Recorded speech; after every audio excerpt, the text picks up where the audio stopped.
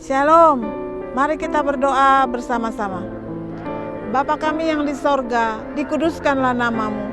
Datanglah kerajaanmu, jadilah kehendak-Mu di bumi seperti di sorga. Saat ini Tuhan, kami mau berdoa bagi bangsa Indonesia. Berkatilah ya Tuhan bangsa Indonesia, dari Sabang sampai Merauke, Miangas sampai Pulau Rote. Tuhan, Engkau memberkati bangsa Indonesia. Berkati dan lindungi Tuhan para pemimpin bangsa kami Indonesia. Di dalam nama Tuhan Yesus Kristus. Terima kasih Bapa. Kami berdoa bagi penduduk yang ada di Indonesia. Dari Sabang sampai Merauke, Miangas sampai Pulau Rote. Tuhan, Engkau memberkati penduduk Indonesia. Berkati Tuhan keluarga mereka. Berkati mata pencarian mereka. Berkati bisnis mereka. Di dalam nama Tuhan Yesus Kristus. Terima kasih Bapa. Kami berdoa bagi sumber-sumber alam yang ada di Indonesia. Tetap berlimpah-limpah di dalam nama Tuhan Yesus Kristus. Terima kasih Bapa. Kami berdoa bagi tempat di mana kami berada. Tuhan, Engkau memberkati Kabupaten Sumedang, Jawa Barat. Berkati tempat ini Tuhan dengan kesejahteraan, dengan keamanan, dengan kesehatan. Di dalam nama Tuhan Yesus Kristus.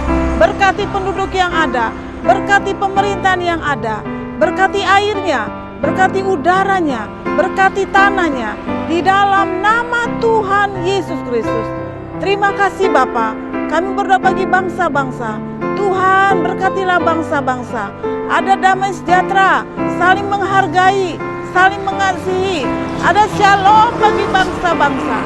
Di dalam nama Tuhan Yesus Kristus. Terima kasih Bapa.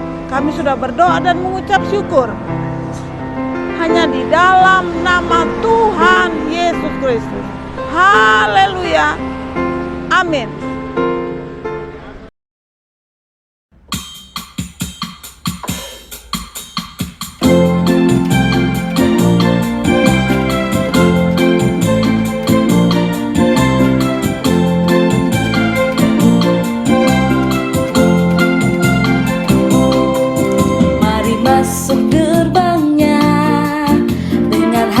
Bersyukur halamannya dengan pujian, penuhi baitnya dengan nyanyian syukur, hadiratnya penuh sukacita, sebab Tuhan Dia baik dan anugerahnya selama-lamanya. Amin. Sebab Tuhan Dia baik dan anugerahnya kekal selama-lamanya. Amin.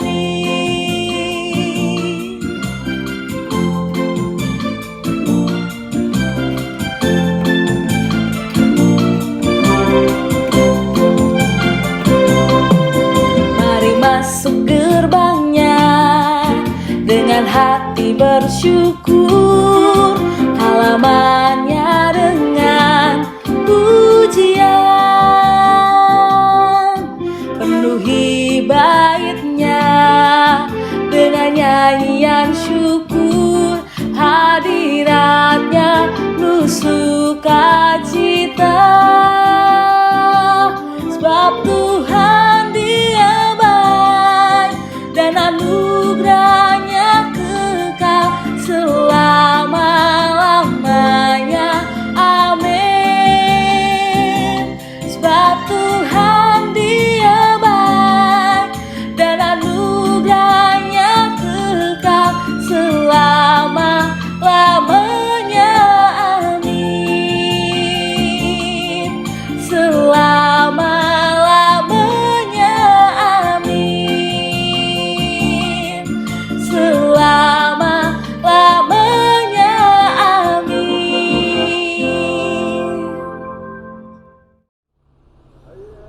Shalom, salam jumpa kembali di program Mujizat Setiap Hari. Senang berjumpa dengan Bapak Ibu saudara kasih dalam Tuhan. Hari ini saya ada di Kabupaten Sumedang, Provinsi Jawa Barat. Saudara kasih dalam Tuhan, kita sudah memasuki di bulan Desember. Jadi selama bulan Desember ini saya akan sharing firman Tuhan yang berhubungan dengan Natal. Dan juga ada beberapa peristiwa yang terjadi sebelum dan sesudah Natal. Baik saudara kasih dalam Tuhan, dari Sumedang saya akan sharing firman Tuhan dengan judul Kelahiran Yohanes Pembaptis.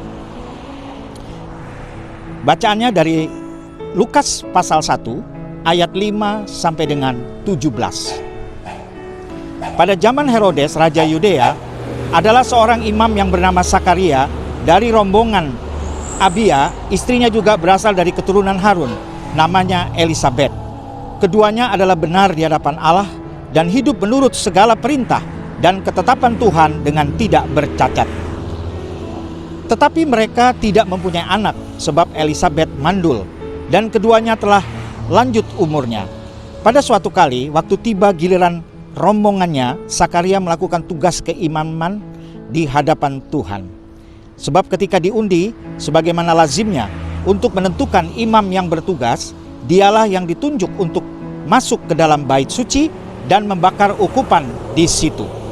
Sementara itu seluruh umat berkumpul di luar dan sembahyang. Waktu itu adalah waktu pembakaran ukupan, maka tampaklah kepada Sakaria seorang malaikat Tuhan berdiri di sebelah kanan mezbah pembakaran ukupan. Melihat hal itu ia terkejut dan menjadi takut. Tetapi malaikat itu berkata kepadanya, "Jangan takut, hai Sakaria, sebab doamu telah dikabulkan, dan Elisabet istrimu akan melahirkan seorang anak laki-laki bagimu, dan haruslah engkau menamai dia Yohanes. Engkau akan bersukacita dan bergembira, bahkan banyak orang akan bersukacita atas kelahirannya itu. Sebab ia akan besar di hadapan Tuhan, dan ia tidak akan minum anggur atau minuman keras, dan ia akan penuh dengan Roh Kudus, mulai dari rahim ibunya. Ia akan membuat banyak orang Israel berbalik kepada Tuhan, Allah mereka. Dan ia akan berjalan mendahului Tuhan dalam roh dan kuasa Elia untuk membuat hati bapa-bapa berbalik kepada anak-anaknya dan hati orang-orang durhaka kepada pikiran orang-orang benar, dan dengan demikian menyiapkan bagi Tuhan suatu umat yang layak baginya." Amin. Saudara kasih dalam Tuhan, sedemikian jauh pembacaan firman Tuhan. Salah satu peristiwa sebelum kelahiran Yesus Kristus adalah kelahiran Yohanes Pembaptis yang dimulai dari kisah ketekunan Zakaria, ayahnya, dalam berdoa. Meski bukan seorang nabi, Zakaria adalah salah satu tokoh penting yang menjadi jalan pembuka bagi kedatangan Mesias. Oleh sebab itu, kisah Zakaria ini juga menarik untuk kita pelajari dan teladani. Saudara-saudara, Zakaria merupakan seorang imam yang taat dan bertugas di bait suci. Ketika Zakaria dan istrinya Elisabet menginjak usia yang cukup tua, mereka belum juga dikaruniai seorang anak, dan sepertinya mustahil atau tidak mungkin untuk mempunyai anak.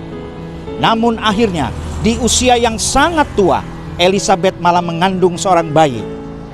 Bayi inilah yang kemudian lahir dan tumbuh menjadi Yohanes Pembaptis.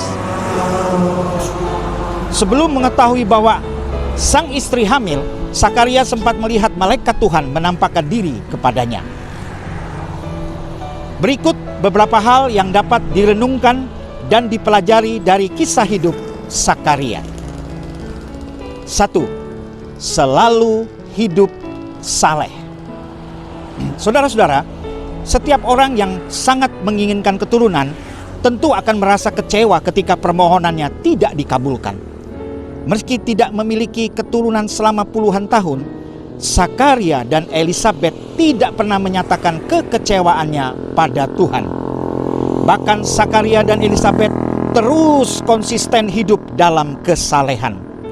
Hal inilah yang harus kita teladani dari Zakaria dan Elisabet, untuk tetap setia pada Tuhan meski perjalanan hidup kadang terasa sulit. Puji Tuhan. Yang kedua, setia dalam pelayanan. Saudara-saudara, sebagai seorang imam, Zakaria tentu harus siap ketika sewaktu-waktu dipanggil bertugas di bait Allah. Zaman dulu, untuk mendapat giliran bertugas di bait suci, seorang imam harus menunggu berdasarkan urutan undian. Bisa saja seorang imam bertugas setahun sekali atau bahkan hanya sekali seumur hidup. Menunggu giliran bertugas di bait suci dibutuhkan kesetiaan akan pelayanan dan iman. Oleh sebab itu, sama seperti Sakaria, apapun pergumulan hidup yang sedang dihadapi, tidak boleh mengurangi kesetiaan kita dalam pelayanan. 3. Rajin berdoa. Meski selama puluhan tahun tidak kunjung juga dikaruniai seorang anak, Sakaria tetap tekun berdoa untuk meminta keturunan. Suatu hari ketika sedang bertugas di bait suci, Zakaria dihampiri malaikat. Malaikat tersebut memberikan kabar bahwa sang istri Elisabet akan mengandung seorang anak. Malaikat juga memberitahu agar memberi nama anak itu Yohanes. Yohanes inilah yang kemudian menjadi perintis jalan bagi Yesus Kristus. Yohanes juga yang membaptis Yesus di Sungai Yordan. Puji Tuhan. Akhirnya saudara, yang dapat kita pelajari dan teladani dari kisah Imam Sakaria ini adalah selalu hidup saleh, setia dalam pelayanan, dan rajin berdoa. Maka Tuhan akan mengabulkan doa kita dengan cara Tuhan yang ajaib, meskipun terkadang terasa tidak masuk akal manusia. Amin. Baik saudara, saya mau berdoa bagi saudara yang menonton video ini. Mari angkat tanganmu. Bapa di surga yang kami sembah dalam nama Tuhan Yesus, hamba berdoa bagi saudara yang menonton video ini.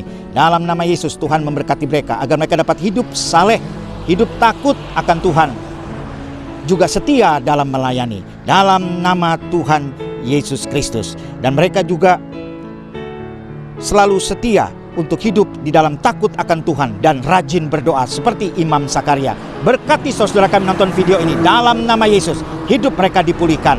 Berdoa juga bagi saudara yang sakit yang menonton video ini, mereka sembuh dengan bilir-bilir Yesus dalam nama Yesus. Yang lemah dikuatkan, yang terhilang diselamatkan. Terima kasih Bapa, yang terikat dibebaskan. Di dalam nama Tuhan Yesus Kristus kami berdoa dan mengucap syukur. Haleluya, puji Tuhan. Amin.